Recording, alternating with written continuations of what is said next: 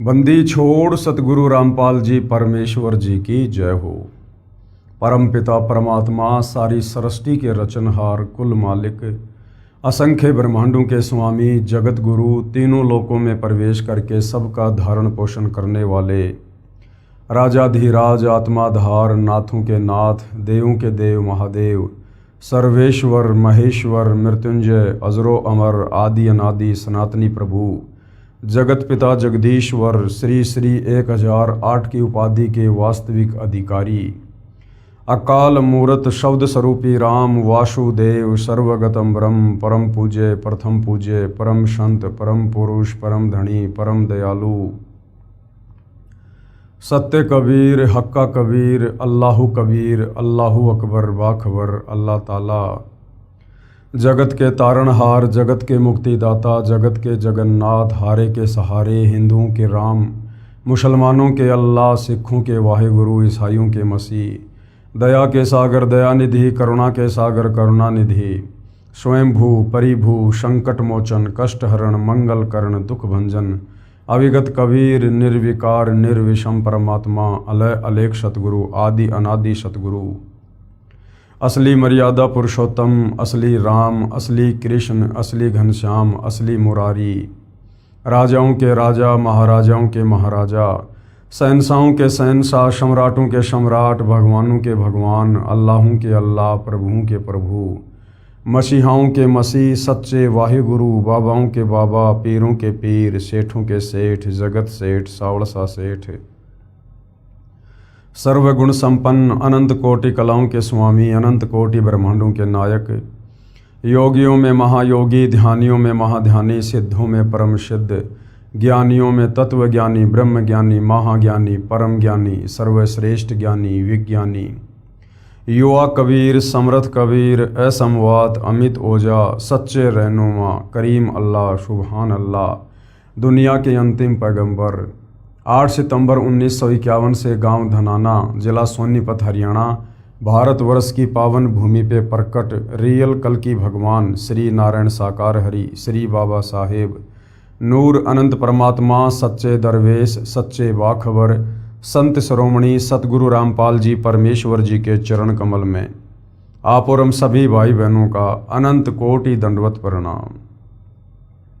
सत्साई भाई और बहनों, बहुत बड़ी दया बहुत बड़ी मेहर पूज्य गुरुदेव भगवान की परमेश्वर रामपाल जी की जिनके शुभ आशीर्वाद से विशेष आशीर्वाद से उन्हीं के सत्संगों का संग्रह पवित्र आध्यात्मिक पुस्तक कबीर बड़ा या कृष्ण इस पर वीडियो बनाने की श्रृंखला जारी है। इसी श्रृंखला में आज हमारा ये 14वें नंबर का वीडियो है और इस पवित्र पुस्तक कबीर बड़ा या कृष्ण इसके प्रत्येक वीडियो से हमें भक्ति मार्ग के विषय में अध्यात्म के विषय में वो सब कुछ जानने और समझने को उपलब्ध हो रहा है जिसकी तलाश हम आत्माओं को युगों युगों से थी सदियों से थी, किंतु तत्व ज्ञान के अभाव में हमारे नादान धर्मगुरु एकमात्र संस्कृत भाषा के विद्वान होने के चलते हमें इन धर्मशास्त्रों का सार निकाल कर नहीं दे पाए कि वास्तव में एक पूर्ण परमात्मा कौन है, किस पूर्ण परमात्मा की भक्ति करनी चाहिए, उसकी पूजा विधि क्या है, जिस कारण से सदियों से शास्त्र विरुद्ध साधना करने के चलते हमारे पूर्वज भी प्रेत योनियों को प्राप्त हुए और वर्तमान में हमारे नादान धर्मगुरु वही शास्त्र विरुद्ध साधना करवाकर हमें भी उन्हीं के पास उन प्रेत योनियों में भेजने की पूरी तैयारी कर रहे थे। भला हुआ पूज्य गुरुदेव सतगुरु रामपाल जी का जिन्होंने सर्वधर्मों के सर्वधर्मशास्त्रों का सार निकाल कर सत्संगों के माध्यम से पवित्र पुस्तकों के माध्यम से परमात्मा चाहने वाली आत्माओं के समक्ष सार्वजनिक कर दिया।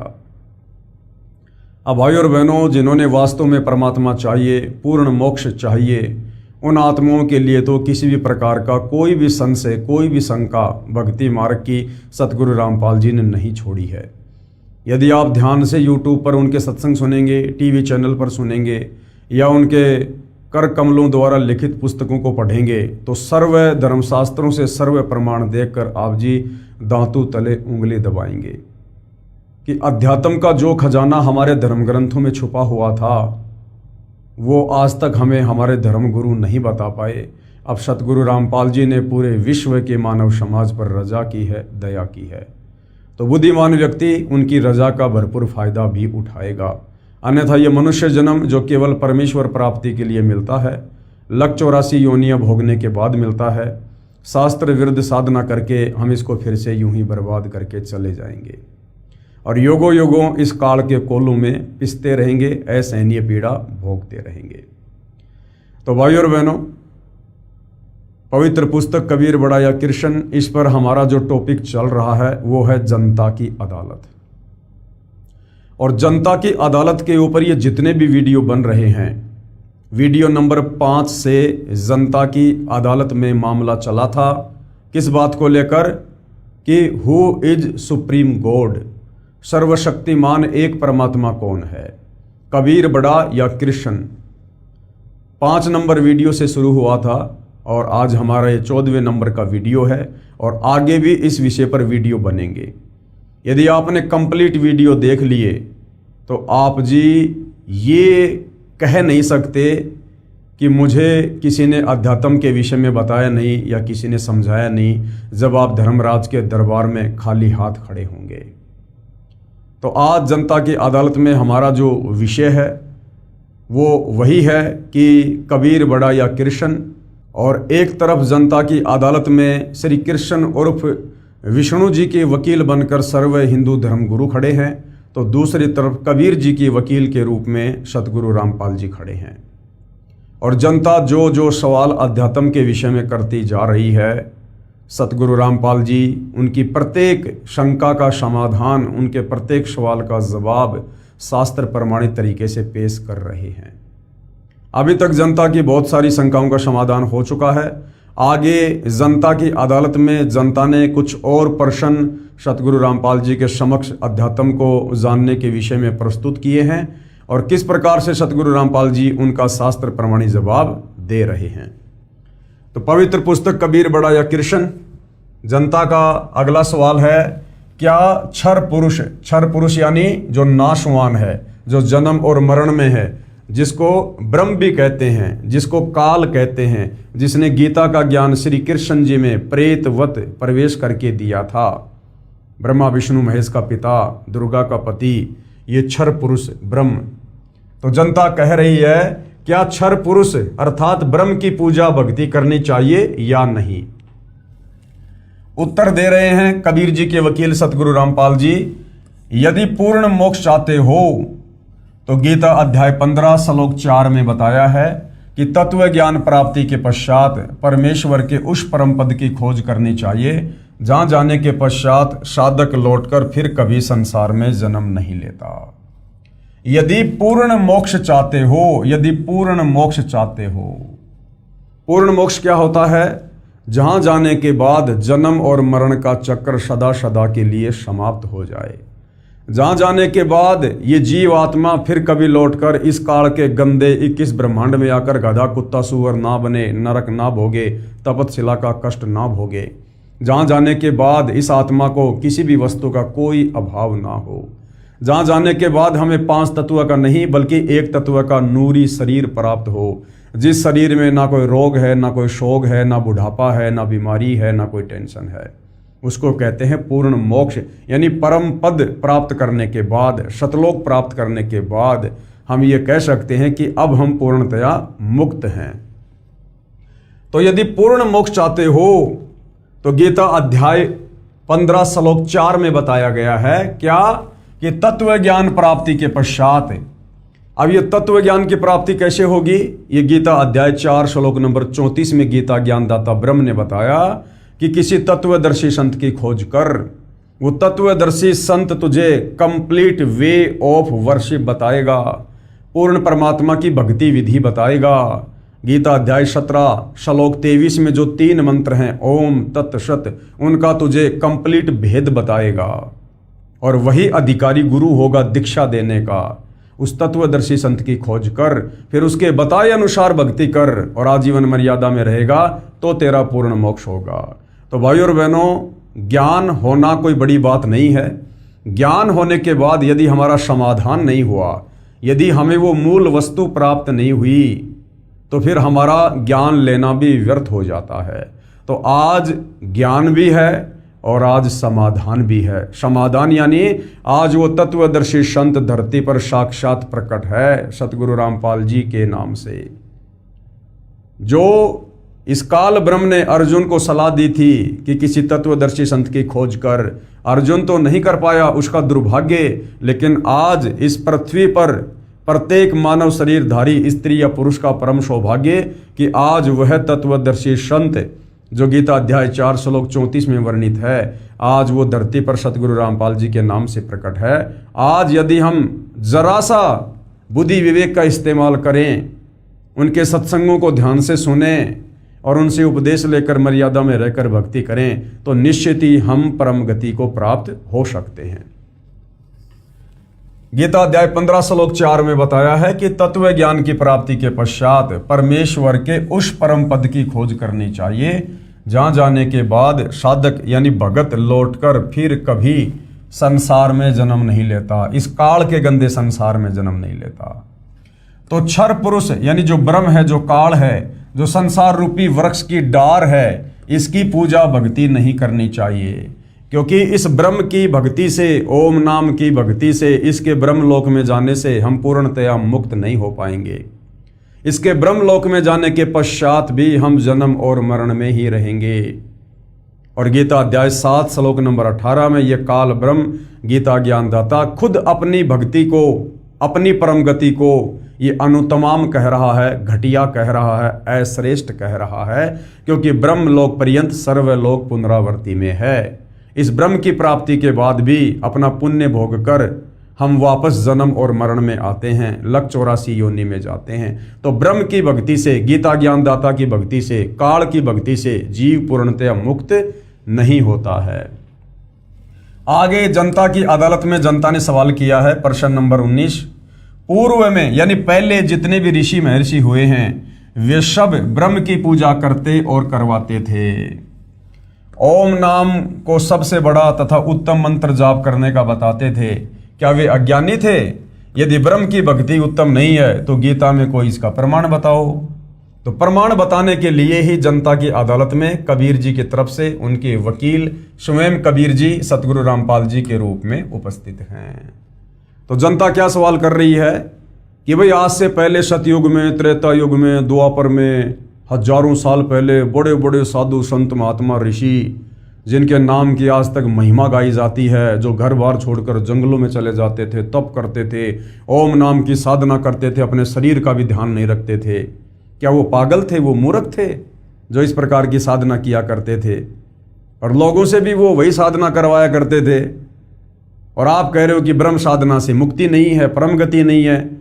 तो हमारे शास्त्रों में इसका कोई प्रमाण हो, गीता में कोई प्रमाण हो कि वास्तव में ब्रह्म साधना घटिया है और ब्रह्म साधना से मुक्ति नहीं है, तो हम माने। तो कबीर जी के वकील सतगुरु रामपाल जी जनता की अदालत में क्या बता रहे हैं? उत्तर पूर्व में बताया गया है कि यथार्थ अध्यात्म ज्ञान स्वयं परमेश्वर यानी परम अक्षर ब्रह्म कबीर देव धरती पर सशरीर प्रकट होकर ठीक ठीक बताता है। यानी वो कबीर परमात्मा खुद ही सतलोक से चलकर धरती पर आप और हमारी तरह एक मनुष्य शरीर धारण करके, परंतु उनका शरीर आप और हमारी तरह 5 तत्व से बना नहीं होता, हाड़ मांस का नहीं होता है, दिखाई ऐसा ही देता है, परंतु उनका नूरी शरीर होता है, उनका शब्द स्वरूपी शरीर होता है। तो वो कबीर परमात्मा जिन्होंने सारी सृष्टि को रचा, सर्व ब्रह्मांडों को बनाया, अक्षर पुरुष को 7 संग ब्रह्मांड दिए, ज्योति निरंजन काल को, इस ब्रह्म को 21 ब्रह्मांड दिए, ऊपर के 4 अजरो अमर अविनाशी लोकों की रचना की, वो कबीर परमात्मा जिनके अलावा इस संपूर्ण सृष्टि का किसी को ज्ञान नहीं है, उस परमेश्वर के लोक में वापस जाने की किसी के पास भक्ति विधि नहीं है, इसलिए वो कबीर परमेश्वर, वो परम अक्षर ब्रह्म स्वयं ही इस काल के लोक में एक आम संत की भांति लीला करते हुए और यहाँ प्रकट होकर हमें अपना तत्व ज्ञान देते हैं। यानी वो परमात्मा खुद ही प्रकट होकर अपने द्वारा रची गई सृष्टि का ज्ञान हमें ठीक ठीक बताते हैं, अन्य कोई भी बताने में सक्षम नहीं है। और जब वो परमेश्वर इस पृथ्वी पर प्रकट होते हैं तो वो एक तत्वदर्शी संत की भूमिका करते हैं, जगत गुरु की भूमिका करते हैं, अर्थात तत्वदर्शी संत की भूमिका खुद कबीर परमेश्वर जी ही करते हैं। वैसे तो भाई और बहनों दुनिया भर के जगत गुरु मिलेंगे आपको, दुनिया भर के तत्वदर्शी संत भी मिल जाएंगे आपको, सभी अपने आप को सतगुरु भी कहेंगे, पूर्ण संत भी कहेंगे, और ये भी कहेंगे कि मेरे पास में जो मार्ग है वो किसी के पास में नहीं है, और उनके फॉलोवर भी यही कहेंगे कि हमारे गुरुदेव के पास में जो भक्ति का ज्ञान है, जो मार्ग है वो किसी के पास नहीं है। लेकिन आप जियों को बता दिया गया है गीता अध्याय 16 श्लोक नंबर 23 और 24 की, अर्जुन किसी की मनमुखी बातों के ऊपर विश्वास ना करना, शास्त्र विधि को त्याग कर जो मनमाना आचरण करते हैं, मनमाने मंत्रों का जाप करते हैं, मनमानी भक्ति विधि करते और करवाते हैं, उनको ना कोई परम गति प्राप्त होती है, ना कोई सिद्धि प्राप्त होती है, ना उनके कोई कार्य सिद्ध होते हैं, अंत में लक 84 योनियों में धक्के खाते हैं।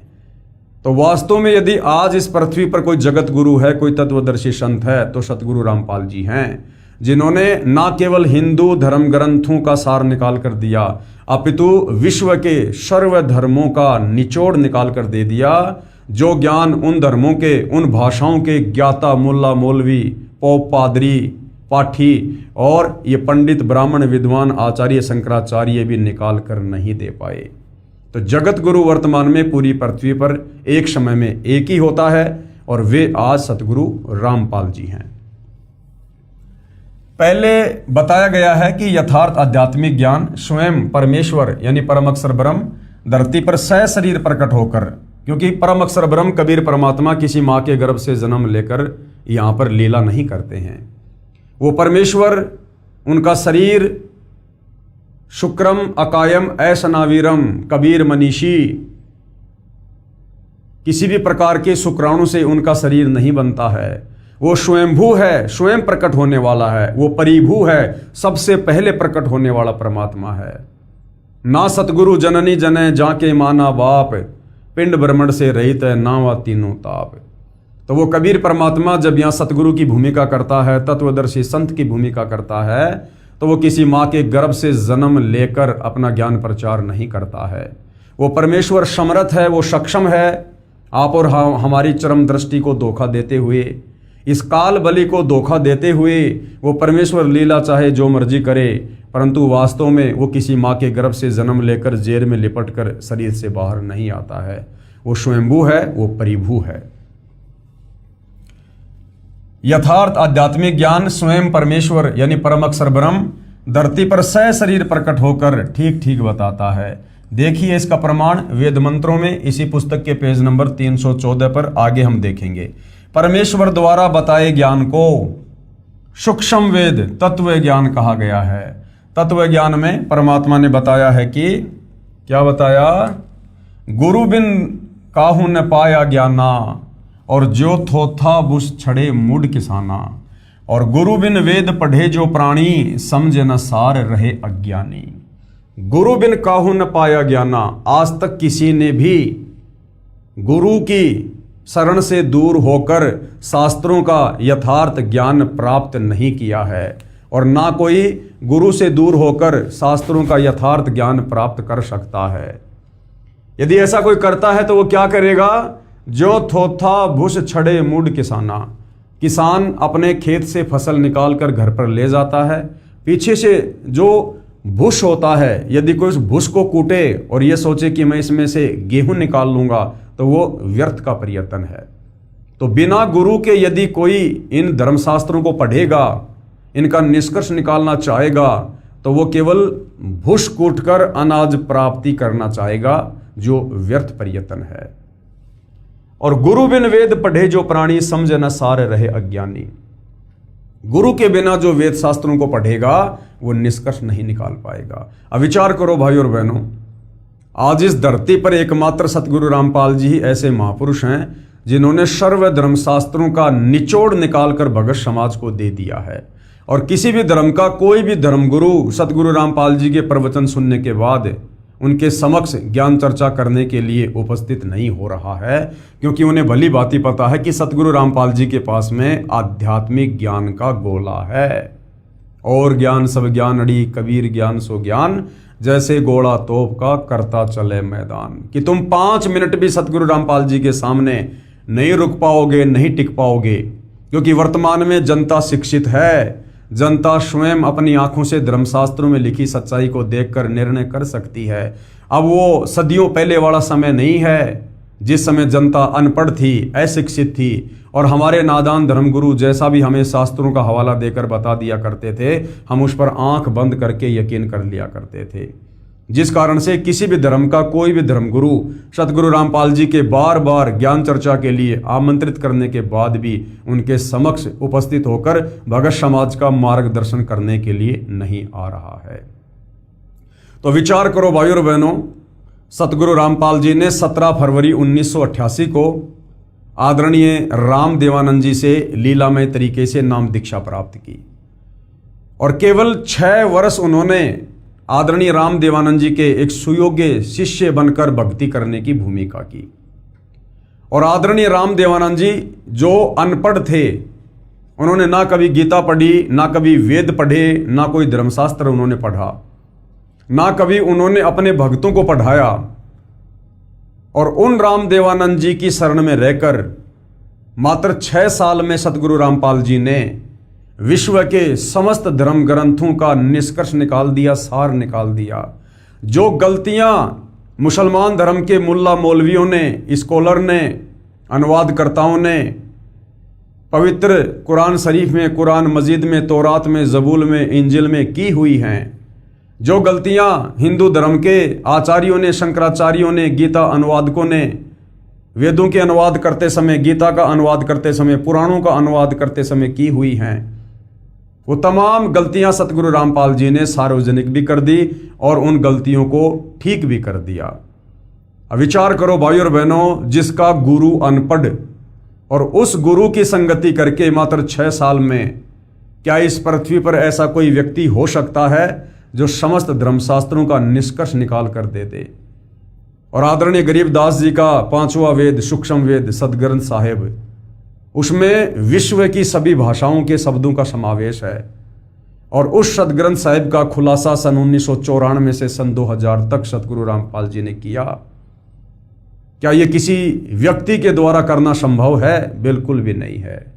इसलिए जैसा कि वेदों में लिखा है, परमेश्वर की महिमा में लिखा है कि वो परमात्मा अपने ज्ञान का प्रचार प्रसार करने के लिए, अपने ज्ञान का संदेशवाहक बनकर, अपने ज्ञान का दूत बनकर स्वयं ही सतलोक से चलकर इस पृथ्वी पर सशरीर प्रकट होता है और एक तत्वदर्शी संत की भूमिका करके प्रचार प्रसार करता है। तो निसंदेह वर्तमान में धरती पर स्वयं कबीर परमेश्वर सतगुरु रामपाल जी के रूप में प्रकट हैं, जिन्होंने आज न केवल हिंदू समाज में परमात्मा चाहने वाली आत्माओं के लिए, अपितु सर्व धर्मों में परमात्मा चाहने वाली आत्माओं के लिए उन धर्मों के धर्म ग्रंथों का निष्कर्ष निकालकर अनेकों पुस्तकें बना दी हैं। इस पुस्तक के अलावा आप जी एक पुस्तक है हिंदू साहिबान नहीं समझे गीता वेद पुराण, आप इसको पढ़ सकते हैं, ये प्रमाणित पुस्तक है। मुसलमान नहीं समझे ज्ञान कुरान, आप इस पुस्तक को पढ़ सकते हैं। ये मुसलमान धर्म की पवित्र 4 उन कतेबों के ज्ञान से प्रमाणित है। इसके साथ ही सिख धर्म के गुरु ग्रंथ साहिब का और ईसाइयों की बाइबल का सतगुरु रामपाल जी ने सार निकाल कर दे रखा है। तो ये किसी व्यक्ति विशेष की या किसी इंसान विशेष की बस की बात नहीं है। सतगुरु रामपाल जी स्वयं परम ब्रह्म हैं, ये साक्षात कबीर परमेश्वर हैं जो आप और हमारे आत्म कल्याण के लिए धरती पर प्रकट हैं। और हमने इनके सत्संगों को ध्यान से सुनकर, इनके ज्ञान को समझकर, इनसे उपदेश प्राप्त करके आजीवन मर्यादा में रहकर भक्ति करके अपनी आत्मा का कल्याण करवाना चाहिए। तो गुरु बिन काहू न पाया ज्ञाना, जो थोथा बू छड़े मूड किसाना, गुरु बिन वेद पढ़े जो प्राणी, और समझे न सार रहे अज्ञानी। जिन महर्षियों व महर्षियों को सतगुरु नहीं मिला, उनकी ये दशा थी कि वेद पढ़ते थे परंतु वेदों का सार नहीं समझ सके। सर्वप्रथम 21 ब्रह्मांड में वेद सागर मंथन के दौरान इस ब्रह्म ने काल ने श्री ब्रह्मा जी को दिए। ब्रह्मा जी ने 4 वेदों को पढ़ा, परंतु ब्रह्मा जी भी 4 वेदों का सार आज तक नहीं समझ पा रहे। आज तक ना श्री विष्णु जी समझ पा रहे, ना श्री शंकर जी समझ पा रहे। तो सोचिए भाइयों और बहनों, फिर नीचे 21 ब्रह्मांड में, तीनों लोकों में और कौन प्राणी है जो इन वेदों को पढ़कर इनका निष्कर्ष निकाल सकता है। और सतगुरु रामपाल जी ने निष्कर्ष निकालकर सार्वजनिक भी कर दिया है। तो सतगुरु रामपाल जी कोई सामान्य व्यक्ति या संत नहीं, ये साक्षात परम ब्रह्म परमेश्वर हैं। जिन महर्षियों व ऋषियों को सतगुरु नहीं मिला, उनकी ये दशा थी कि वेद पढ़ते थे परंतु वेदों का सार नहीं समझ सके। उदाहरण के लिए श्री देवी पुराण सचित्र मोटा टाइप, गीता प्रेस गोरखपुर से प्रकाशित, इसके 6 स्कंद के 4थे अध्याय में पेज नंबर 425 में लिखा है, क्या लिखा हुआ है कि सतयुग के ब्राह्मण, सतयुग के ब्राह्मण यानी विद्वान लोग, महर्षि लोग जो आध्यात्मिक क्षेत्र में जनता का मार्गदर्शन करते हैं, उनको ब्राह्मण कहते हैं। ब्राह्मण सोई जो ब्रह्म पहचाने और पंडित सोई जो पिंड की जाने। ये जो जातिगत हिसाब से ब्राह्मण और पंडित हैं, यहाँ पर इन लोगों की बात नहीं हो रही है। ये वर्तमान के ब्राह्मण पंडित, कोई अपना नौकरी करता है, कोई अपना व्यापार करता है, कोई बिजनेस करता है, ये लोग आध्यात्मिक रूप से किसी का मार्गदर्शन नहीं करते हैं। इसलिए शास्त्र में जहाँ जहाँ भी पंडित और ये ब्राह्मण शब्द है, ये उन लोगों के लिए है जो आध्यात्मिक क्षेत्र में गुरु बनकर लोगों का मार्गदर्शन करते हैं। तो कहा गया है कि सतयुग के ब्राह्मण यानी महर्षि वेद के पूर्ण विद्वान होते थे और श्री देवी दुर्गा की पूजा करते थे, देवी का मंदिर गांव गांव बनवाते थे। जबकि चारों वेदों में पवित्र गीता जी में श्री देवी दुर्गा की पूजा करने का कोई विधान नहीं है, ना देवी का मंदिर बनाकर पूजा करने का कोई विधान है। फिर ये हमारे नादान धर्म गुरु आचार्य, ये महर्षि जन, ये ऋषि जन, ये वेदों के विपरीत साधना भगत समाज से करवा रहे थे। ये इनका अपना मनमाना आचरण था, जबकि इनको परम विद्वान की संज्ञा दी जा रही है वेद व्यास जी के द्वारा। जबकि ये देवी दुर्गा की पूजा करते थे और करवाते थे, अर्थात शास्त्र विधि को त्याग के मनमाना आचरण ये हमारे महर्षि जन, ये विद्वान लोग, ये ब्राह्मण लोग, ये सतयुग से करते आ रहे हैं, सतयुग से। इसलिए भाइयों और बहनों, आज तक पूरे विश्व का मानव शास्त्र विरुद्ध साधना करके और भयंकर तरीके से काल के जाल में फंसा हुआ है, जन्म और मरण के चक्कर में पड़ा हुआ है, लख 84 योनियों में पीड़ा सहन कर रहा है। अब सतगुरु रामपाल जी ने आकर वो 9 मन उलझा हुआ सूत सुलझाया है, जो इन महर्षियों ने सदियों से उलझा रखा था। 9 मन सूत उलझिया ऋषि रहे झकमार, और सतगुरु ऐसा सुलझा दे फिर उलझे न दूजी बार। तो जो आध्यात्मिक ज्ञान इन महर्षियों ने पूरी तरह से उलझा रखा था, अपनी मनमुखी थ्योरी समाज में पेश करके और शास्त्रों का हवाला देकर कि हम जो भी कुछ बता रहे हैं, जो भी कुछ भक्ति कर रहे हैं, ये शास्त्रों में लिखा है। अब सतगुरु रामपाल जी ने आकर इसको सुलझाया है और अब ये इस कलयुग में दोबारा से उलझने वाला नहीं है, भले कोई भक्ति करियो या ना करियो। कि सतयुग के ब्राह्मण यानी महर्षि वेद के पूर्ण विद्वान होते थे और श्री देवी दुर्गा की पूजा करते थे, देवी का मंदिर गांव गांव बनवाते थे। विचार किया जाए, वेदों में तथा गीता में कहीं नहीं लिखा है कि श्री देवी दुर्गा जी की पूजा करो और उसके मंदिर बनवाओ। ऋषिजन पढ़ते थे वेद और कर्म सब वेद विरुद्ध करते थे, तो क्या खाक विद्वान थे। पेश है इसका प्रमाण श्रीमद् देवी भागवत यानी देवी पुराण के स्कंद 6 से संबंधित प्रकरण की फोटोकॉपी। ये देखिएगा भाइयों और बहनों, ये श्री देवी पुराण है यानी श्रीमद् देवी महापुराण है, ये मद देवी भागवत, इसका 6वां स्कंद है। जन्मेजय ने पूछा, महाभाग किस युग में कैसा धर्म का स्वरूप है, इस संपूर्ण विषय को विशेष रूप से बताने की कृपया करें। जन्मेजय ने श्री वेदव्यास जी से पूछा कि मुझे सतयुग के बारे में, त्रेता युग के बारे में, द्वापर के बारे में बताइए कि उस समय धर्म किस प्रकार से होता था, लोग क्या क्या भक्ति करते थे, क्या क्या पूजा पाठ किया करते थे, भक्ति भाव की क्या स्थिति थी। तो वेदव्यास जी क्या बोले, राजन ये निश्चय है कि सतयुग में ब्राह्मण वेद के पूर्ण विद्वान थे। ये वेदव्यास जी के अपने खुद के विचार हैं, ये शास्त्रों में नहीं लिखा हुआ है कि सतयुग के ब्राह्मण विद्वान वेदों के पूर्ण विद्वान थे। नहीं, ये वेदव्यास जी के अपने विचार हैं जो जन्मेजय जी को बता रहे हैं। देखिएगा, राजन, ये निश्चय है कि सतयुग में ब्राह्मण वेद के पूर्ण विद्वान थे। उनके द्वारा निरंतर भगवती जगदम्बा की आराधना होती थी, जबकि वेदों में कोई जिक्र नहीं है जगदम्बा की भक्ति का। भगवती का दर्शन करने के लिए उनका मन सदा लालायित रहता था। गायत्री के ध्यान, प्राणायाम और जप में वे अपना सारा समय व्यतीत करते थे। यानी अपना अनमोल समय और श्वासें वो लोग बर्बाद किया करते थे, व्यर्थ किया करते थे। माया बीज का जप करना उनका प्रधान कार्य था। माया बीज का जप यानी दुर्गा जी का जाप। अब भाइयों और बहनों, ये माया बीज का जाप, ये दुर्गा जी का जाप ना चारों वेदों में है ना गीता जी में है। चारों वेद और गीता में केवल इस ब्रह्म तक की साधना का मंत्र है ओम। यजुर्वेद अध्याय 40 मंत्र 10 और गीता अध्याय 8 श्लोक नंबर 13 केवल एक ओम मंत्र है इस ब्रह्म साधना का। इसके अलावा और कोई मंत्र जाप करने का नहीं है। इसके अलावा गीता अध्याय 17 श्लोक 23 में ओम तत्सत, ये 3 मंत्र हैं। ये सांकेतिक हैं, कोड वर्ड में हैं। ये केवल तत्वदर्शी संत ही बता सकता है। ये पूर्ण ब्रह्म परमेश्वर की पूजा का मंत्र है। और हमारे ये विद्वान लोग, ये वेदों के ज्ञाता लोग, वेदों को पढ़ने वाले, ये माया बीज का जाप करते थे, यानी दुर्गा जी के मंत्रों का जाप करते थे। तो इन्होंने मनमुखी रूप से दुर्गा जी के मंत्र बना रखे थे। प्रत्येक गांव में शक्ति मंदिर का उद्घाटन हो, यानी दुर्गा का मंदिर बने, इस विषय की उनके मन में बड़ी उत्सुकता थी।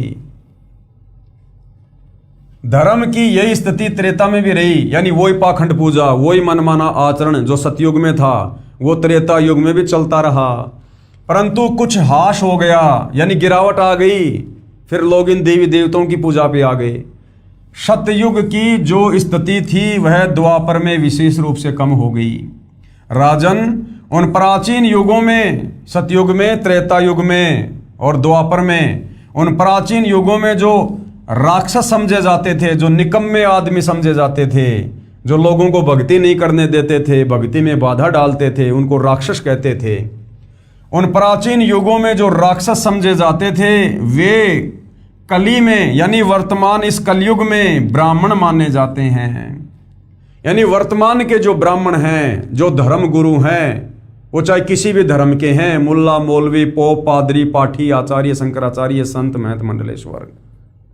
सतयुग में जो राक्षस हुआ करते थे वो वर्तमान के ब्राह्मण हैं, ब्राह्मण हैं। यानी सतयुग के राक्षसों का जैसा स्वभाव था वैसा तो वर्तमान के ब्राह्मणों का, विद्वानों का, आचार्यों का, शंकराचार्यों का है इस कलयुग में। राजन, उन प्राचीन युगों में जो राक्षस समझे जाते थे वे कली में, यानी इस कलयुग में ब्राह्मण माने जाते हैं। क्योंकि अब के ब्राह्मण, यानी वर्तमान के जो धर्मगुरु हैं, वो पाखंड करने में तत्पर रहते हैं। दूसरों को ठगना, झूठ बोलना और वैदिक धर्म कर्मों से अलग रहना कलयुगी ब्राह्मणों का स्वाभाविक गुण बन गया है। वे कभी वेद नहीं पढ़ते। वैदिक धर्म कर्मों से अलग रहना, यानी वेदों में वास्तव में जो पूजा पाठ है, जो भक्ति विधि है, जो कर्म है, जो धार्मिक अनुष्ठान है, वो ना करवा के मनमुखी रूप से करवा रहे हैं।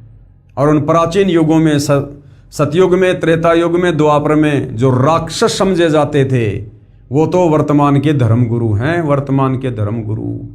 यानी उन राक्षसों जैसा स्वभाव तो वर्तमान के आचार्यों का, शंकराचार्यों का, धर्मगुरुओं का है। ये श्री वेदव्यास जी कह रहे हैं, वेदव्यास जी।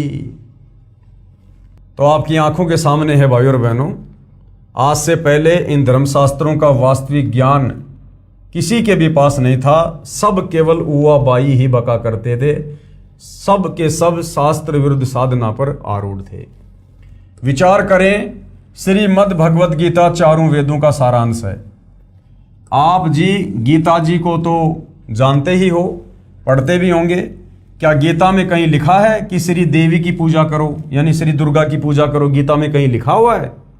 इसी प्रकार चारों वेदों में कहीं नहीं लिखा है कि दुर्गा यानी श्री देवी की पूजा करो और उसके मंदिर बनवाओ। तो क्या समझा वेदों को उन महर्षियों ने? जनता की अदालत में जनता ने सवाल किया था कि प्राचीन युगों से हमारे बड़े बड़े विद्वान, साधु, संत, महात्मा, महर्षि जन ये ब्रह्म साधना करते हुए आ रहे थे और लोगों से भी करवा रहे थे। फिर आप कैसे कह सकते हो कि ब्रह्म साधना से मुक्ति नहीं हो सकती?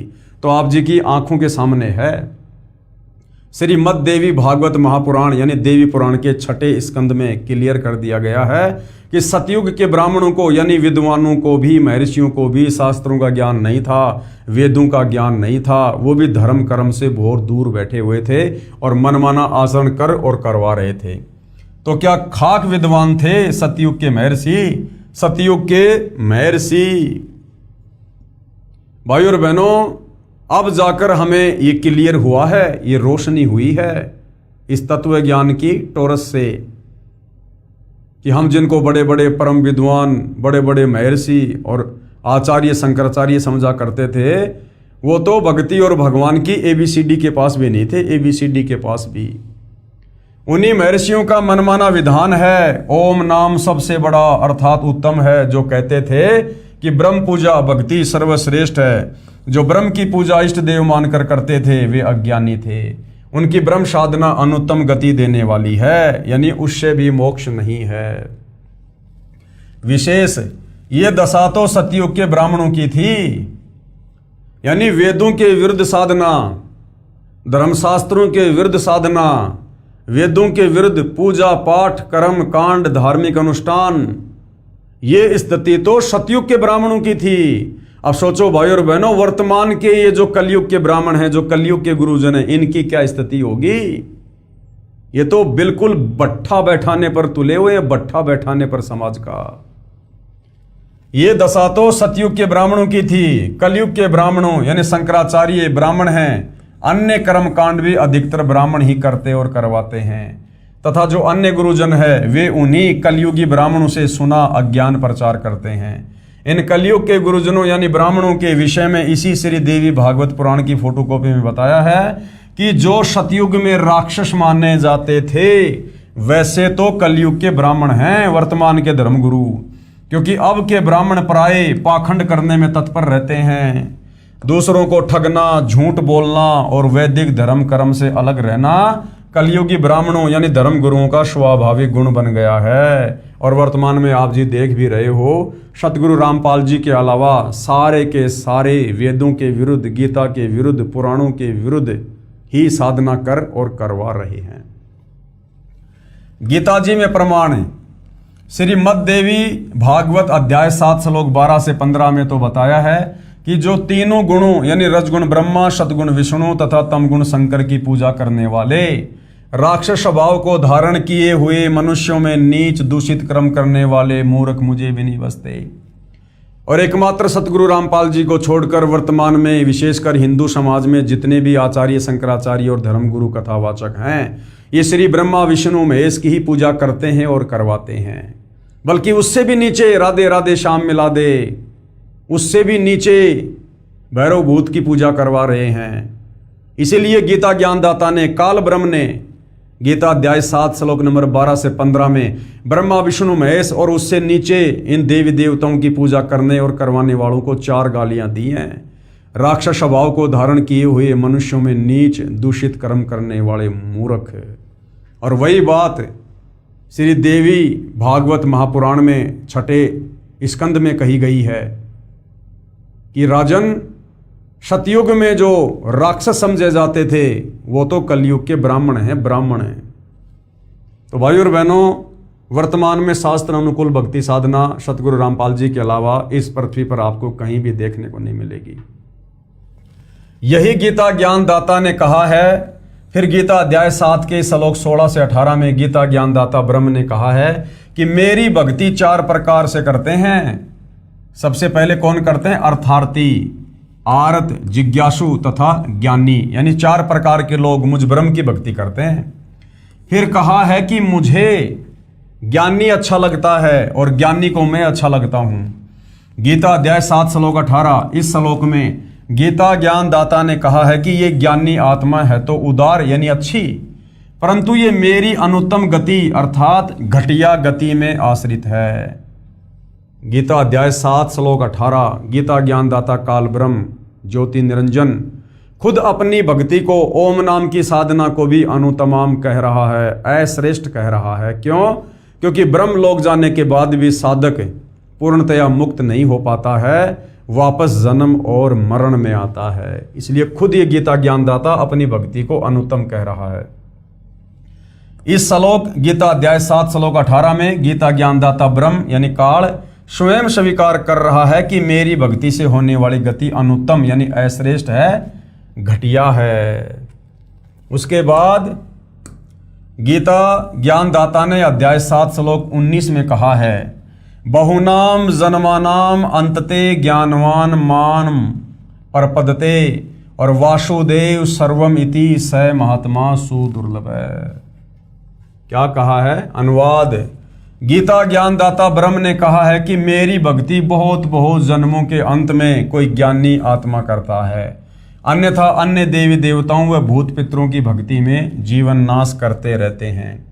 गीता ज्ञानदाता ने अपनी भक्ति से होने वाले लाभ अर्थात गति को भी गीता अध्याय 7 श्लोक 18 में अनुत्तम यानी घटिया बता दिया है। इसलिए गीता अध्याय 7 श्लोक 19 में कहा है कि ये बताने वाला महात्मा बड़ी मुश्किल से मिलता है कि वासुदेव ही सब कुछ है। वासुदेव यानी परम अक्षर ब्रह्म कबीर भगवान, वासुदेव यानी जिसका सारी सृष्टि में वास है, जिसका आधिपत्य पूरी सृष्टि पर है, जो सबका स्वामी है, उसको कहते हैं वासुदेव।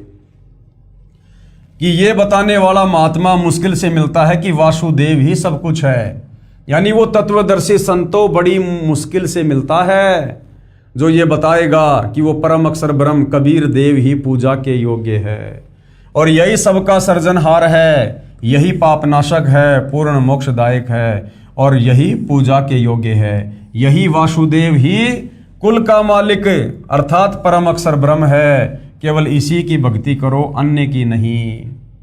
गीता ज्ञानदाता अपनी भक्ति को तो गीता अध्याय 7 श्लोक नंबर 18 में घटिया बता रहा है और जस्ट अगले श्लोक में गीता अध्याय 7 श्लोक 19 में कह रहा है कि मुझ काल ब्रह्म की भक्ति ओम नाम के साथ में युगों युगों के बाद बहुनाम जन्मानाम अंतते ज्ञानवान माम परपदते, यानी मुझ काल ब्रह्म की ओम नाम की साधना भी बहुत बहुत जन्मों के अंत में कोई एकाध ही आत्मा करती है। और जो ये बता दे कि वासुदेव ही सब कुछ है, वासुदेव सर्वम इति स महात्मा सुदुर्लभ है, यानी वासुदेव यानी कबीर परमात्मा ही सब कुछ है, सारी सृष्टि का मालिक है, कुल का मालिक है, सबको रचने वाला है और वही पूजा के योग्य है। ये बताने वाला महात्मा तो बड़ा दुर्लभ है, यानी वो तत्वदर्शी संतो बहुत दुर्लभ है। और आज भाई और बहनों वो तत्वदर्शी संत बड़ा सुलभ है, फ्री में मिल रहा है, फ्री में। अरे मार्केट से नमक की थैली लेने जाओ तो वो भी 15-20 रुपए की मिलेगी। और वो तत्वदर्शी संत, ऋषि संत महात्मा ज्ञानी सतयुग त्रेता द्वापर में हजारों लाखों साल की उम्र हुआ करती थी, पूरा का पूरा जीवन उस परमात्मा की प्राप्ति में बिता दिया, उसकी छाया के दर्शन भी नहीं कर पाए और आज वो वासुदेव वो कबीर परमात्मा तत्वदर्शी संत के रूप में धरती पर सहज में उपलब्ध है। तो भाई और बहनों अगर जरा भी बुद्धि रखते हो तो सतगुरु रामपाल जी के सत्संग प्रवचन सुनना शुरू कर दो और अपनी आत्मा के कल्याण के लिए उनसे दीक्षा लेकर भक्ति शुरू कर दो, अन्यथा काल का षड्यंत्र बहुत भयंकर बताया है। युगों युगों दोबारा हमारा दाव नहीं लगेगा, मौका नहीं लगेगा। ये तत्वदर्शी संत खोजने से नहीं मिलता है, ये खुद आकर मिलता है, खुद। गीता ज्ञान दाता ने भी स्वयं कहा है कि हे अर्जुन तू सर्वभाव से उस परमेश्वर की शरण में जा। गीता अध्याय 18 श्लोक 62 में खुद गीता ज्ञानदाता क्या कह रहा है, अपने से अन्य उस परम अक्षर ब्रह्म की शरण में जाने की सलाह अर्जुन को दे रहा है। हे अर्जुन तू सर्वभाव से यानी और सारी पूजा छोड़कर उस परमेश्वर की शरण में जा, उस परमेश्वर की कृपा से ही तू परम शांति को तथा सनातन परम धाम यानी सतलोक को प्राप्त होगा, यानी तेरा पूर्ण मोक्ष होगा। यह गीता अध्याय 18 श्लोक 62 तथा 66 में प्रमाण है। फिर गीता अध्याय 2 श्लोक 17 में तथा अध्याय 18 श्लोक 46 में गीता ज्ञानदाता ने कहा है कि जिस परमेश्वर से यानी जिस परम अक्षर ब्रह्म से, जिस कबीर देव से संपूर्ण प्राणियों की उत्पत्ति हुई है, जिससे ये समस्त जगत व्याप्त है यानी सारी सृष्टि को उसने रचा है, उस परमेश्वर की अपने स्वाभाविक कर्म करते करते पूजा करके मनुष्य सिद्धि को प्राप्त हो जाता है। यानी तत्वदर्शी संत से उपदेश लेकर और जो भी जैसा अपना नेक नीति ईमानदारी से काम करता है, कोई मजदूरी, कोई किसानी, कोई नौकरी, वो काम करते करते मर्यादा में रहकर भक्ति करते हुए वो आत्मा मोक्ष प्राप्त कर सकती है, बशर्ते उसका गुरु तत्वदर्शी होना चाहिए। फिर गीता अध्याय 15 श्लोक 4 में कहा है कि तत्व ज्ञान को समझकर, यानी तत्वदर्शी संत के सत्संगों को समझकर, ज्ञान को आधार बनाकर उसके पश्चात परमेश्वर के उस परम पद की खोज करनी चाहिए, यानी सतलोक के लिए फिर भक्ति करनी चाहिए, जहां जाने के बाद साधक लौटकर संसार में नहीं आता, और जिस परमेश्वर से संसार रूपी वृक्ष की पर्वती विस्तार को प्राप्त हुई है, अर्थात जिस परमेश्वर ने सर्व की रचना की है उसी की पूजा करो। इससे सिद्ध हुआ कि उन ऋषियों को वेद का गूढ़ रहस्य समझ नहीं आया, वे अज्ञानी रहे। जनता की अदालत में जनता ने जो प्रश्न किया था कि सतयुग त्रेता द्वापर में हमारे बड़े बड़े विद्वान लोग, महर्षि जन लोग ब्रह्म साधना करते थे, तो क्या वो मुक्त नहीं हो पाए? क्या वो साधना गलत थी? तो सतगुरु रामपाल जी ने हिंदू धर्मशास्त्रों का हवाला देकर, पवित्र गीता जी का और श्री मद देवी भागवत पुराण का, यानी देवी पुराण का हवाला देकर बिल्कुल क्लियर कर दिया है कि उनको तो भक्ति मार्ग का कै ख ग का भी ज्ञान नहीं था। आगे प्रश्न किया है जनता ने, प्रश्न नंबर 20, गीता ज्ञान दाता ने यानी काल ब्रह्म ने अपनी गति को यानी अपनी भक्ति को अनुत्तम क्यों कहा है, घटिया क्यों कहा है? अपनी ओम नाम की साधना को भी इस काल में घटिया क्यों बताया?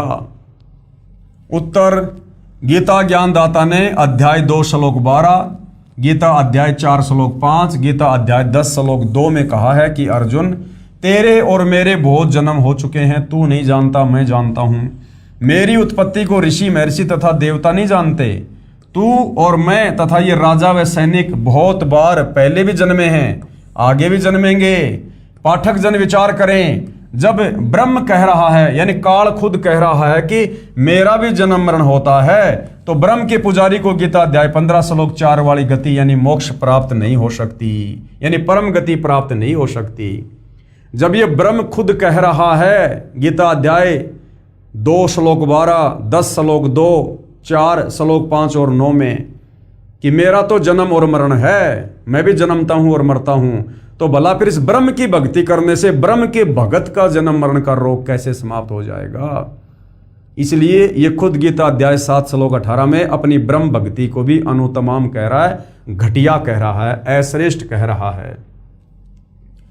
जिसमें जन्म मरण सदा के लिए समाप्त हो जाता है, साधक कभी लौटकर संसार में नहीं आता, यानी जन्म मरण सदा के लिए समाप्त हो जाता है उस परम अक्षर ब्रह्म की साधना से।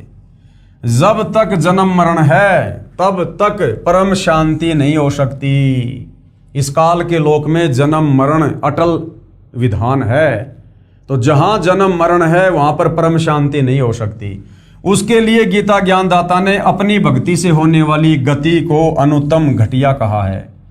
गीता अध्याय 18 श्लोक 62 में कहा है कि परम शांति के लिए उस परमेश्वर यानी परम अक्षर ब्रह्म की शरण में जा, यानी उस कबीर भगवान की शरण में जा, तत्वदर्शी संत से उपदेश लेकर। उसी की कृपा से ही तू परम शांति को तथा सनातन परम धाम को प्राप्त होगा, यानी सतलोक जाएगा। और गीता अध्याय 8 श्लोक 5 व 7 में गीता ज्ञानदाता ने कहा है कि मेरी भक्ति करेगा तो युद्ध भी करना पड़ेगा। जहां युद्ध है वहां शांति नहीं होती, परम शांति का घर दूर है। इसलिए गीता ज्ञानदाता ने अपनी गति को यानी अपनी भक्ति को ओम नाम के जाप से होने वाला लाभ अनुत्तम यानी घटिया बताया है। जनता की अदालत में अध्यात्म में रुचि लेती हुई जनता ने फिर और सवाल किया है। प्रश्न नंबर 21, आपने प्रश्न नंबर 13 के उत्तर में कहा है कि पूर्ण मोक्ष की प्राप्ति के लिए ब्रह्मा विष्णु शिव गणेश तथा देवी और क्षर ब्रह्म व अक्षर ब्रह्म की साधना करनी पड़ती है। दूसरी ओर कह रहे हो कि ब्रह्मा विष्णु शिव अन्य देवता हैं, क्षर ब्रह्म भी पूजा भक्ति योग्य नहीं है, केवल परम अक्षर ब्रह्म की ही पूजा भक्ति करनी चाहिए। तो क्या उत्तर दिया है सतगुरु रामपाल जी ने? उत्तर, पहले तो यह स्पष्ट करता हूं कि पूजा तथा साधना में क्या अंतर है। पूजा और साधना में क्या अंतर है?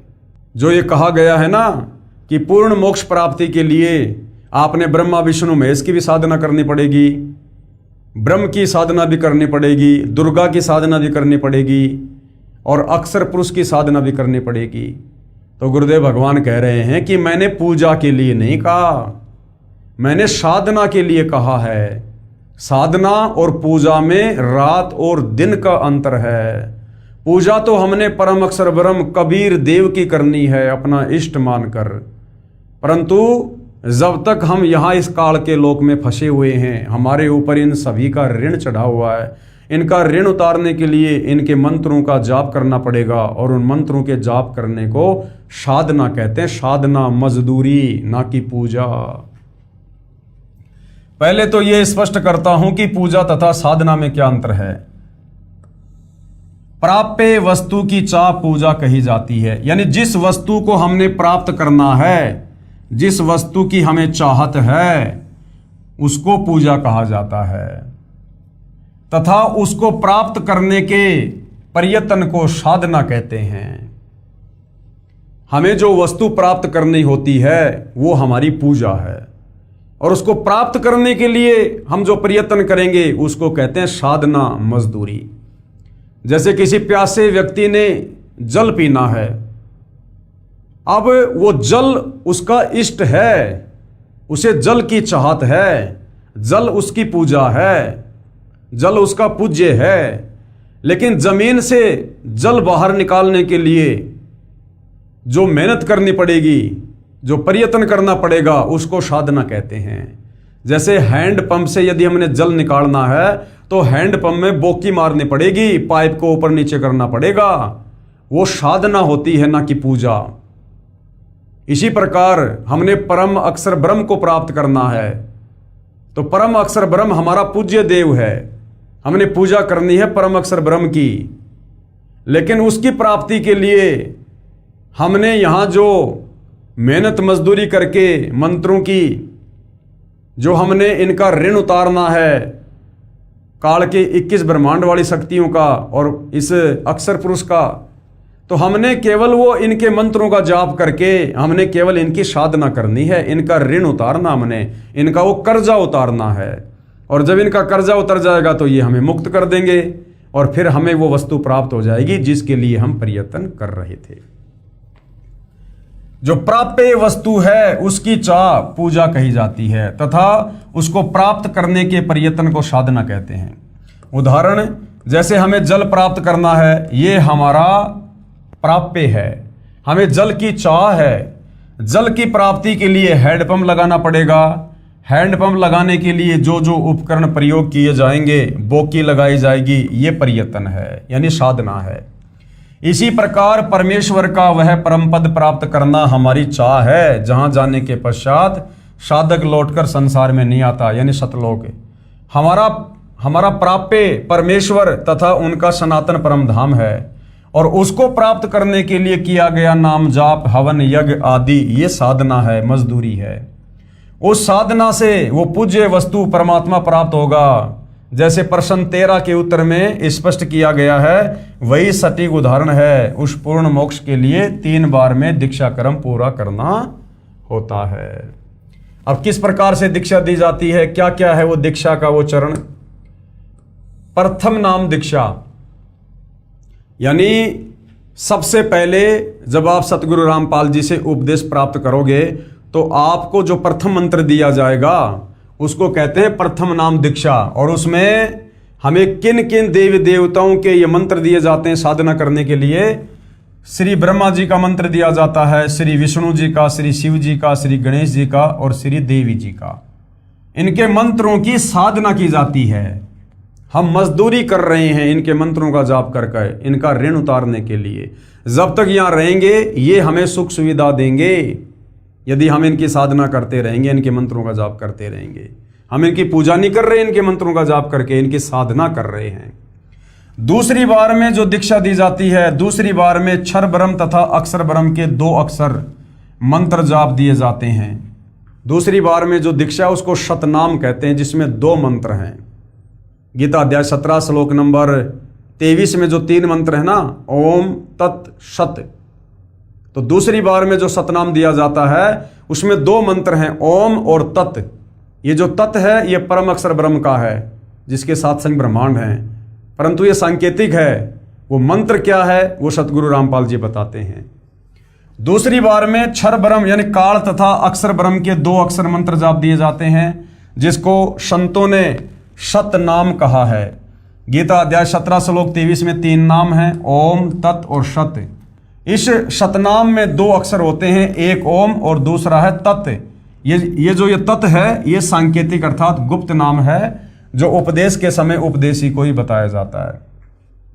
और तीसरी बार में जो दीक्षा दी जाती है, तीसरी बार में सार नाम की दीक्षा दी जाती है, यानी ओम तत् सत। वो जो सत है वो तीसरी बार में दिया जाता है, जो सांकेतिक है।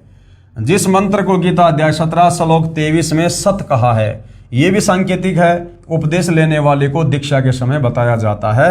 इस प्रकार पूर्ण मोक्ष प्राप्त होता है। अब कबीर जी के वकील सतगुरु रामपाल जी क्या कह रहे हैं? कबीर जी के वकील, श्री कृष्ण जी के वकील साहिबान श्री विष्णु जी यानी श्री कृष्ण जी को जगदीश यानी जगत प्लस ईश, सारे संसार का ये प्रभु बताते हैं और पुराणों को सत्य मानते हैं। पेश है अदालत में सबूत श्री शिव महापुराण से, जो गीता प्रेस गोरखपुर से प्रकाशित है, कि श्री विष्णु जी, श्री ब्रह्मा जी तथा श्री शिव जी ईश नहीं है, यानी ये भगवान नहीं है, ये जगदीश नहीं है। इनका जन्म और मृत्यु होता है, इनका पिता काल ब्रह्म है। यानी जनता की अदालत में श्री कृष्ण उर्फ विष्णु जी के वकील हिंदू धर्म गुरुओं ने यह दावा किया था कि हमारे हिंदू धर्म ग्रंथों में लिखा है कि श्री कृष्ण उर्फ विष्णु जी अजरो अमर हैं, अविनाशी है, ये जन्म और मरण से बाहर हैं और ये जगदीश हैं, सारे संसार के रचयिता हैं ये। तो सतगुरु रामपाल जी कह रहे हैं कि अब आपको हिंदू धर्म ग्रंथों से दिखाते हैं कि ब्रह्मा विष्णु महेश जगदीश नहीं है, ये ईश यानी भगवान नहीं है। देखिएगा कहाँ लिखा हुआ है। पेश है शिव महापुराण गीता प्रेस गोरखपुर से प्रकाशित के विद्वेश्वर खंड के अध्याय 5 व 10 की फोटोकॉपी। संक्षिप्त शिव पुराण, ये वही प्रकरण है भाइयों बहनों जो पहले हम पढ़ चुके हैं कि एक बार श्री ब्रह्मा और श्री विष्णु जी का युद्ध हो गया। और युद्ध किस बात को लेकर? श्री ब्रह्मा जी एक बार श्री विष्णु जी के पास गए तो विष्णु जी ने श्री ब्रह्मा जी का कोई विशेष आदर सत्कार नहीं किया, बैठे बैठे कह दिया आओ बैठो। ब्रह्मा जी इस बात से बुरा मान गए और ब्रह्मा जी ने कहा कि हे बेटा, मैं तेरा स्वामी हूं, मैं तेरा बाप हूं, मैं सारे संसार का सृजनहार हूं, और मेरे को देखकर तूने मुंह टेढ़ा क्यों कर लिया? तूने मेरा आदर सत्कार क्यों नहीं किया? तो उधर से विष्णु जी बोले कि नहीं नहीं नहीं बेटा, मैं तेरा बाप हूं, मैं तेरा स्वामी हूं, तू अपने आप को कैसे चोरों की तरह संसार का मालिक कह रहा है? तू मेरे नाभि कमल से उत्पन्न हुआ है। अब इस बात को लेकर कि मैं भगवान, श्री ब्रह्मा और श्री विष्णु में आपस में भयंकर युद्ध छिड़ गया, मरने मारने को तैयार हो गए। उधर से इनके पिता काल ब्रह्म ज्योति निरंजन ने देखा कि अगर ये मेरे पुत्र आपस में इसी प्रकार से लड़ लड़ के मरेंगे तो सृष्टि रचना के कार्य को कौन संभालेगा? मेरे लिए जीवों की उत्पत्ति कौन करेगा? मेरे भोजन का क्या होगा? जो 1 लाख मानव शरीरधारी आत्माओं के सूक्ष्म शरीर से निकली वासना खाने का मुझे श्राप लगा हुआ है। तो इनका युद्ध रुकवाने के लिए इनका पिता काल ब्रह्म, वो गीता ज्ञानदाता क्षर पुरुष, इन दोनों के बीच में एक तेजोमय स्तंभ खड़ा कर देता है। अब ये दोनों लड़ाई तो भूल जाते हैं और उस स्तंभ के और छोर का पता लगाने के लिए एक तो ऊपर चला जाता है, एक नीचे चला जाता है, और कहीं कोई और छोर नहीं मिलता है तो वापस आ जाते हैं। देखिएगा उसके बाद वो काल ब्रह्म वहाँ पर वो प्रकट होता है और फिर वो काल ब्रह्म खुद कहता है कि तुम दोनों ने अपने आप को जो ईश मान लिया, जो भगवान मान लिया, ये बड़ा अद्भुत है। तुम ईश नहीं हो, तुम्हारी तो मैंने ड्यूटी लगा रखी है, ब्रह्मा जी को रजोगुण देकर, विष्णु जी को सतोगुण देकर। तो देखिएगा श्री शिव महापुराण से विद्वेश्वर संहिता, ये देखिएगा। ब्रह्मा और विष्णु ने पूछा, हे प्रभु, सृष्टि आदि 5 इन कृत्यों के लक्षण क्या हैं? ये हम दोनों को बताइए। भगवान शिव बोले। अब भगवान शिव कौन? वहां पर ये काल ब्रह्म आ गया शंकर जी का रूप बनाकर। मेरे कर्तव्यों को समझना अत्यंत गहन है, तथापि मैं कृपा पूर्वक तुम्हें उनके विषय में बता रहा हूँ। ब्रह्मा और अच्युत, सृष्टि, पालन, संहार, तिरोभाव और अनुग्रह, ये 5 ही मेरे जगत संबंधी कार्य हैं जो नित्य सिद्ध हैं। संसार की रचना का जो आरंभ है उसी को सर्ग या सृष्टि कहते हैं। पुत्रों, शिव रूप में वो काल ब्रह्म क्या कह रहा है वहां प्रकट होकर ब्रह्मा और विष्णु को कि पुत्रों, यानी ये ब्रह्मा विष्णु महेश इस काल के पुत्र हैं। पुत्रों, तुम दोनों ने तपस्या करके प्रसन्न हुए मुझ परमेश्वर से सृष्टि और स्थिति नामक 2 ये कृत्य प्राप्त किए हैं। यानी ब्रह्मा जी को रजोगुण मिला है और विष्णु जी को शतोगुण। रजोगुण से ब्रह्मा जी जीवों की संतान उत्पत्ति करवाता है और विष्णु जी आपस में मोह ममता में बांध के रखता है। तो ये शिव रूप में काल कह रहा है कि ये दोनों के दोनों जो कार्य हैं ना, ये मैंने तुम्हारे को दिए हैं, ये दोनों तुम्हें बहुत प्रिय हैं। इसी प्रकार मेरी विभूति स्वरूप रुद्र यानी शंकर और महेश्वर में 2 अन्य उत्तम जो कृत्य संहार और तिरोभाव मुझसे प्राप्त किए हैं। और शंकर जी में जो तमोगुण है वो भी काल कह रहा है कि मैंने दिया है, परंतु अनुग्रह नामक जो कृत्य है दूसरा कोई नहीं पा सकता।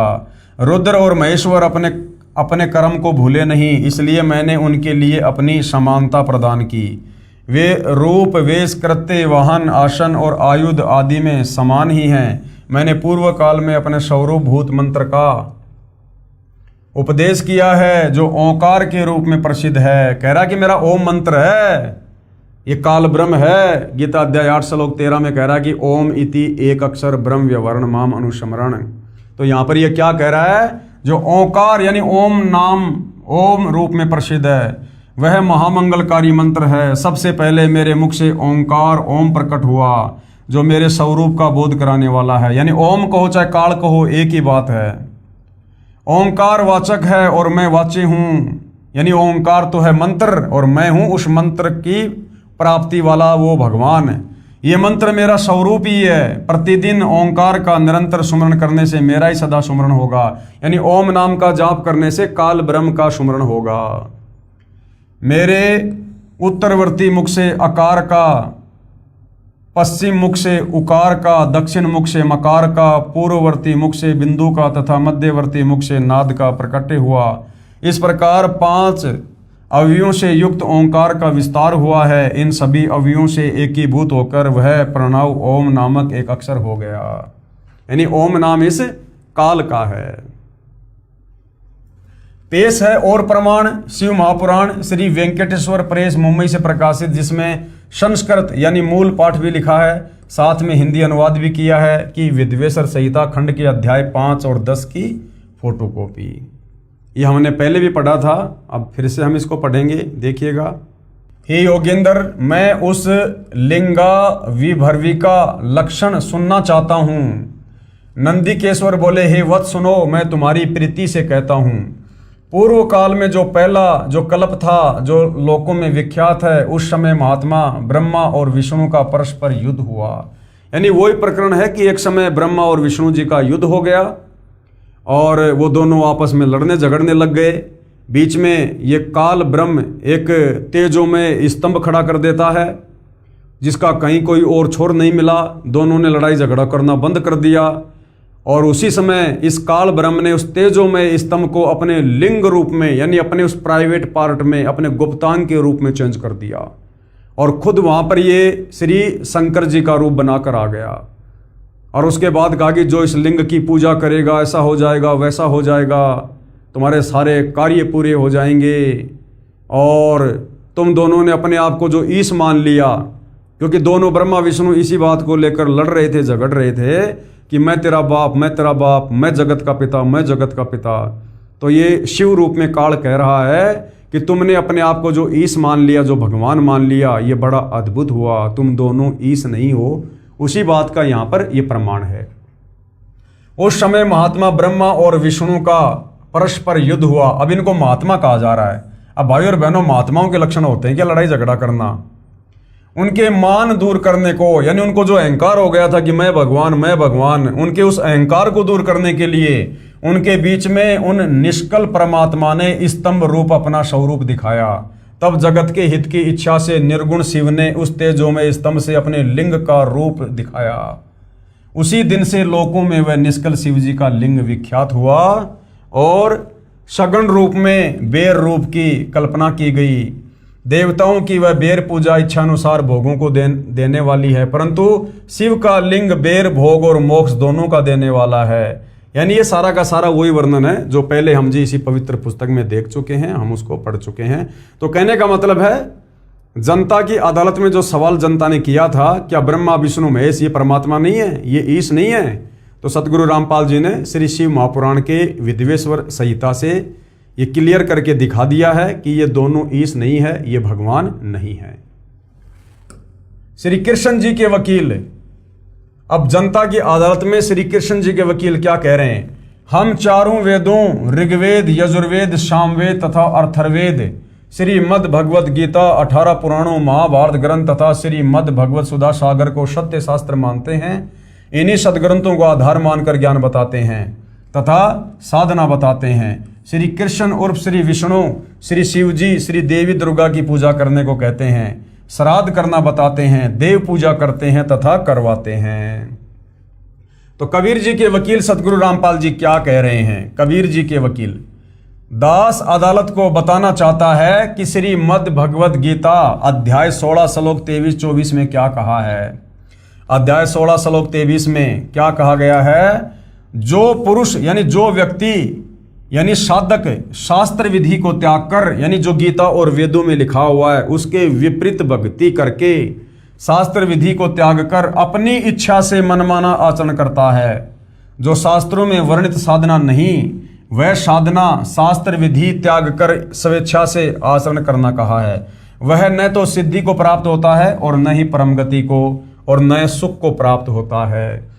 तो ये श्री कृष्ण जी के वकील जितने भी हिंदू धर्म गुरु हैं जो हवाला देते हैं हिंदू धर्म ग्रंथों का और साधना कर रहे हैं मनमुखी मनमाना आचरण शास्त्रों के विरुद्ध, जो गीता अध्याय 16 श्लोक 23 के अनुसार बिल्कुल मनमाना आचरण है। सबूत के लिए पढ़िए गीता अध्याय 16 श्लोक 23 की फोटोकॉपी।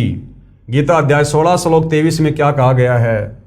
ये शास्त्र विधिम उत्सृजे वर्तते काम कराता न स सिद्धिम आपनवंती न सुखम न पराम गतिम। यानी जो पुरुष, जो साधक, जो भगत शास्त्र विधि को त्याग कर, यानी गीता और वेदों में जो मंत्र हैं, जो भक्ति साधना है, उसको छोड़कर मनमुखी रूप से जो भक्ति साधना करते हैं, जो मंत्रों का जाप करते हैं, जो पुरुष शास्त्र विधि को त्याग कर अपनी इच्छा से मनमाना आचरण करता है, वह न सिद्धि को प्राप्त होता है, यानी उसकी भक्ति सिद्ध नहीं होती, सफल नहीं होती, न वो परम गति को यानी मोक्ष नहीं मिलता और न कोई सुख को प्राप्त होता है, यानी जो भाग्य में वही मिलेगा, भाग्य से अधिक उसको प्राप्त नहीं हो सकता। गीता अध्याय 16 श्लोक 24 में फिर क्या कहा गया है कि हे अर्जुन, तेरे लिए कर्तव्य यानी जो साधना करनी चाहिए, जिन मंत्रों का जाप करना चाहिए, और अकर्तव्य यानी जो साधना नहीं करनी चाहिए, उसके लिए शास्त्र ही प्रमाण है। किसी धर्म गुरु के मनमुखी विचारों से भक्ति नहीं करनी चाहिए। हमारे शास्त्रों में क्या लिखा है, गीता और वेदों में क्या लिखा है भक्ति और भगवान को लेकर, साधना को लेकर, हमने वो साधना उस विधि से करनी चाहिए। तो पवित्र गीता जी में तो भाई ये लिखा कि सबसे पहले तो तत्वदर्शी संत की खोज करो, गीता अध्याय 4 श्लोक नंबर 34 में, और तत्वदर्शी संत की खोज करने के बाद फिर उसके बताए अनुसार साधना करो। फिर वो तुम्हें क्या मंत्र देगा? गीता अध्याय 17 श्लोक 23 में जो 3 मंत्र हैं, ओम तत्सत, वो तुम्हें 3 बार में उन तीनों मंत्रों की दीक्षा देगा। तुम्हें धार्मिक अनुष्ठान बताएगा, तुम्हें यह बताएगा कि तुम्हारा इष्ट कौन है, पूज्य देव कौन है, तुम्हें भक्ति की मर्यादा बताएगा, नियम बताएगा। तो उस तत्वदर्शी संत के बताए अनुसार भक्ति साधना करने से परम शांति मिलेगी, पूर्ण मुक्ति मिलेगी। अन्यथा यह मनमाना आचरण करने से कुछ नहीं होगा सिवाय काल का कष्ट भोगने के। ऐसा जानकर तू शास्त्र विधि से नियत कर्म कर, यानी शास्त्रों में जो नहीं लिखा है वो ना कर, जो शास्त्रों में वर्णित है वही साधना कर। पढ़िए प्रमाण के लिए गीता अध्याय 16 श्लोक 24 की फोटोकॉपी। ये देखिएगा भाई और बहनों, ये श्लोक आप जियों के सामने है। तस्मात् शास्त्रम प्रमाणम ते कार्य व्यस्तितो ज्ञात्वा शास्त्र विधि नोक्तम कर्म कर्तुम इह अहर्षि। इससे तेरे लिए इस कर्तव्य और अकर्तव्य की व्यवस्था में शास्त्र ही प्रमाण है। यानी कौन से भक्ति कर्म करने चाहिए और कौन से भक्ति कर्म नहीं करने चाहिए अर्जुन, इसके लिए शास्त्र ही प्रमाण है। किसी धर्म गुरु की मनमुखी बातों के हिसाब से भक्ति मत करना। ये जो राधे राधे श्याम मिला दे, हरे राम हरे कृष्णा, ओम नमः भागवते वासुदेवाय नमः और दुनिया भर के लाखों करोड़ों नाम जाप देते हैं, ये सब मनमुखी हैं। जो भक्ति की असली विधि है वो गीता जी में बताई गई है, जो अब सतगुरु रामपाल जी ने निकाल कर दे दी है। यानी कहने का मतलब है, वर्तमान में यदि किसी को काल के 21 ब्रह्मांड से, जन्म मरण के रोग से, लक 84 योनि की पीड़ाओं से बाहर निकलना है तो सतगुरु रामपाल जी की शरण में आकर उनको अपना गुरु बनाकर उनके बताए अनुसार साधना अंतिम श्वास तक मर्यादा में रहकर करने से ही पीछा छूटेगा। दूसरा कोई ऑप्शन, कोई तरीका नहीं है।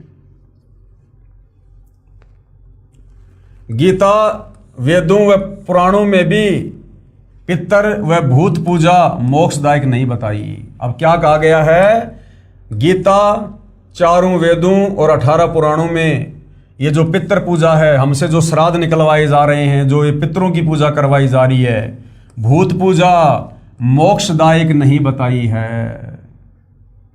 पवित्र ग्रंथ गीता जो चारों वेदों का सार है और वर्तमान में जो भक्ति साधना हमारे धर्म गुरु हमसे करवा रहे हैं, 99% हिंदू समाज आज भी कर रहा है।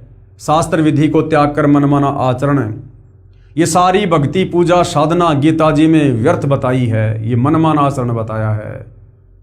तो भाई और बहनों, गीता जी में कहां कहां लिखा हुआ है, और यदि गीता जी में इस प्रकार की भक्ति साधना को जो आज पूरा हिंदू समाज लगभग कर रहा है, यदि उसको व्यर्थ बताया, शास्त्रों के विरुद्ध बताया है, तो फिर शास्त्र अनुकूल साधना क्या है, ये भी हमें इस पवित्र पुस्तक कबीर बड़ा या कृष्ण के अगले एपिसोड में पता चलेगा, क्योंकि मामला चल रहा है जनता की अदालत में। और हिंदू समाज के ऊपर भाई और बहनों, सतगुरु रामपाल जी ने एक बहुत बड़ा महाउपकार किया है, क्योंकि जो चारों वेद हैं, ये चारों वेद भक्ति का मूल हैं, अध्यात्म का मूल हैं, जड़ हैं। और आपका सौभाग्य कि आपका जन्म हिंदू समाज में हुआ है। इस हिंदू धर्म में जन्म होने के कारण आप जी वेदों के समर्थक हैं, गीता जी के समर्थक हैं। भले आपने कभी वेद नहीं पढ़े, गीता नहीं पढ़ी, लेकिन जब इनका जिक्र आता है तो ऑटोमेटिक आत्मा इनको स्वीकार करती है। तो हिंदू धर्म में जन्म होने के कारण ये आपके लिए बहुत ही बड़ा ये प्लस पॉइंट है कि आप बहुत जल्दी भक्ति और भगवान को समझ सकते हो, आप भक्ति पर लग सकते हो, आप मोक्ष प्राप्त कर सकते हो। ये चारों वेद पूरे विश्व के मानव समाज के लिए हैं। ये वर्तमान में जो मुसलमान हैं, सिख हैं, ईसाई हैं, यहूदी हैं, जितने भी धर्म हैं, इन सब ने वेदों के अनुसार ही भक्ति साधना करनी चाहिए। और यदि मोक्ष प्राप्त करना है तो करनी होगी, क्योंकि ये वेद सतयुग में ब्रह्मा जी ने अपने वंशजों को दिए थे, मनु आदि को।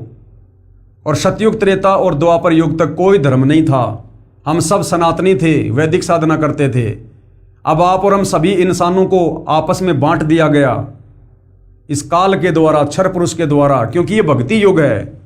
इस समय परमात्मा ने धरती पर प्रकट होकर अपना ज्ञान प्रचार करना था, आत्माओं का मोक्ष करना था। ये ब्रह्म, ये काल इस बात से भली भांति परिचित है, क्योंकि परमात्मा और काल का एग्रीमेंट हुआ था। इसलिए इसने हम इंसानों को आपस में डिवाइड कर दिया, धर्मों में अलग अलग पुस्तकें बनवा दी, अलग अलग हमारी विचारधारा बना दी, हमारा खान पान अलग अलग कर दिया, हमारे शास्त्रों को डिफरेंट कर दिया, हमारी भक्ति पूजा साधना अलग अलग कर दी, हमें आपस में उलझा दिया अपने षड्यंत्र के तहत, ताकि जब वो तत्वदर्शी सन धरती पर आए, अपना ज्ञान दे, तो उसकी बात कोई भी ना माने। सब अपने अपनी साधना को, अपने अपने धर्म को, अपने अपने शास्त्रों को सर्वश्रेष्ठ मानकर उस पर आरूढ़ रहें। लेकिन भाई और बहनों, इस काल का ये जो सुदृढ़ जो ये किला है, ये ढहाने के लिए ही परमात्मा धरती पर तत्वदर्शी संत बनकर आते हैं। तो ये काल उनके आगे बालक है, बच्चा है, नादान है, अबोध है। और ये इतना सारा सब कुछ जो ज्ञान दिया जा रहा है, ये भाई और बहनों आप और हम जीवों की बुद्धि को विकसित करने के लिए दिया जा रहा है। अन्यथा परमेश्वर रामपाल जी के लिए किसी का भी मोक्ष करना कोई बड़ी बात नहीं है। तुम कर दो पल में पार हो जा रजा तेरी। वो परमात्मा 1 सेकंड में चाहे तो सर्व पृथ्वी के प्राणियों को सतलोक लेकर जा सकता है, परंतु उस परमेश्वर के कुछ नियम हैं, कुछ उसूल हैं, कुछ विधान है, जो इस काल के 21 ब्रह्मांड बनाकर परमेश्वर ने वो नियम बनाए हैं, तो परमेश्वर अपने द्वारा बनाए नियम नहीं तोड़ता है। इसलिए आप और हमें ज्ञान समझाकर लेकर जाना चाहता है। इसलिए सतगुरु रामपाल जी आज इतना प्रयास कर रहे हैं, इतना संघर्ष कर रहे हैं, और उनके संघर्ष की सफलता इसी में है कि हम उनके ज्ञान को समझकर उनके शरण में आकर अपनी आत्मा का कल्याण करवाएं, क्योंकि मनुष्य जन्म केवल आत्मा के कल्याण के लिए मिलता है, और तत्वदर्शी संत हम आत्माओं के कल्याण के लिए ही आते हैं, प्रकट होते हैं। तो भाई और बहनों, जनता की अदालत में जो मामला चल रहा है, कबीर बड़ा या कृष्ण, इस मुद्दे पर हम अगले वीडियो में और विस्तार से जानकारी प्राप्त करेंगे, और इसी प्रकार से हम अपने धर्मशास्त्रों में लिखी सच्चाई से परिचित हो जाएंगे। हमारी आत्मा अंत में स्वीकार कर लेगी कि वर्तमान में हमें जो साधना हमारे नादान धर्मगुरुओं के द्वारा करवाई जा रही है, ये बिल्कुल व्यर्थ है, यूजलेस है, निरर्थक है, इसके कोई मायने नहीं है। और जो साधना सतगुरु रामपाल जी हमें बता रहे हैं, यही वो उत्तम साधना है जिससे हमारी आत्मा का कल्याण होगा। तो भाइयों और बहनों, आज के वीडियो में केवल इतना ही। परमेश्वर हम सबको आज्ञा दे, सद्बुद्धि दे, हमारा मार्गदर्शन करें, भ्रम ने भटकने से बचाएं। बंदी छोड़ सतगुरु रामपाल जी परमेश्वर जी की जय हो।